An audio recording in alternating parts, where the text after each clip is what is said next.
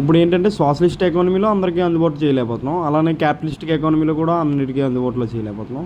ఇప్పుడు ఏంటంటే macro economics father ఉన్నాడు కదా, father of the macro economics JM Keynes అని ఆయన మిక్స్డ్ ఎకానమీని ప్రవేశపెట్టారు. ఈ మిక్స్డ్ ఎకానమీలో గవర్నమెంట్ ప్లస్ ప్రైవేట్ అంటే ఈ రెండు కలిపి ఉంటాయి అనమాట. ఇప్పుడు గవర్నమెంట్ కెపాసిటీ సెక్టర్స్ ఉన్న వాటిని గవర్నమెంట్ తీసుకుంటుంది, అలానే ఏ సెక్టర్లో సోషల్ జస్టిస్ చేద్దాం అనుకుంటారో అది కూడా గవర్నమెంట్ తీసుకుంటుంది. ఇప్పుడు గవర్నమెంట్కి కెపాసిటీ ఉండదు, దాన్ని మెయింటైన్ చేసే కెపాసిటీ ఉండదు. అలాంటివన్నీ ప్రైవేట్ సెక్టర్స్ చూసుకుంటాయి. అంటే మిక్స్డ్ ఎకానమీలో గవర్నమెంట్ ప్లస్ ప్రైవేట్ రెండు కలిపి ఉంటాయి అనమాట. ఇప్పుడు ఏదైనా సరే హై నీడ్స్ ఉన్నవి అందరికీ ఖచ్చితంగా కావాలంటే హై ప్రైసెస్ అయినా సరే ఆ క్వాలిటీ మెయింటైన్ చేసే ప్రైవేట్ ఇండస్ట్రీస్కి సబ్సిడీస్ అనేది గవర్నమెంట్ అనేది కల్పిస్తుంది అనమాట. ఇది ఇలా గవర్నమెంట్ అండ్ ప్రైవేట్ ఇది మిక్స్డ్ ఎకానమీలో జరుగుతూ ఉంటుంది.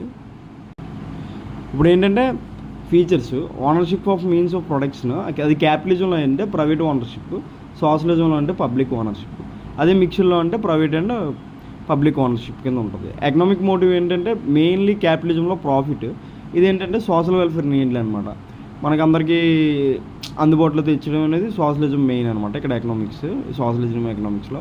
అదే మిక్స్డ్లో రెండు ఉంటాయి, profit of social welfare and profit and motive కూడా రెండు ఉంటాయి. నెక్స్ట్ సొల్యూషన్ సెంటర్ ప్రాబ్లమ్స్ ఏంటంటే ఫ్రీ మార్కెట్ సిస్టమ్ అని ఉంటుంది, కానీ ఇది వాళ్ళకి నచ్చినట్టు ఎలా అయినా సరే యాడ్లు ఇచ్చుకొని అలా ఫ్రీ మార్కెటైజేషన్ చేసుకుంటారు. కానీ సోషలిజంలో ఏంటంటే సెంట్రల్ ప్లానింగ్ సిస్టమ్ అనమాట. ఓన్లీ అంటే దానికోసం గవర్నమెంట్ మాత్రమే అధికారం తీసుకొని అలా చేస్తూ ఉంటుంది. ఈ రెండింటిని కలిపి చేసేదే మిక్స్డ్ ఎకానమిక్. అలానే సేమ్ గవర్నమెంట్ రూల్లో ఏంటంటే ఇంటర్నల్ రెగ్యులేషన్స్ అనేవి ఉంటాయి.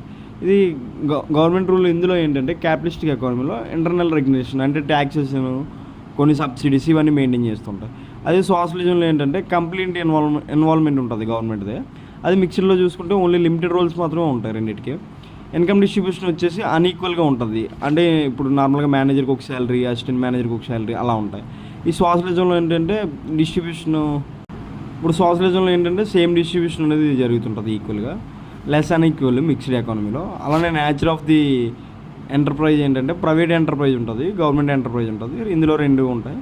అలానే ఎకనామిక్ ఫ్రీడమ్ ఏంటంటే కంప్లీట్ ఫ్రీడమ్ అనేది ఇందులో ఉంటుంది, ఇందులో కూడా ల్యాక్ ఆఫ్ ఫ్రీడమ్ అని ఉంటుంది, లిమిటెడ్ ఫ్రీడమ్ అనేది రెండు మిక్స్డ్లో ఉంటుంది.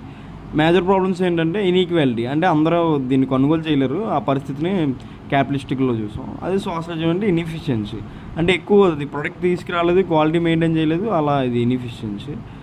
ఈ ఇన్ఈక్వాలిటీ అని ఇన్ఎఫిషియన్సీ మిక్స్డ్లో ఉంటుంది.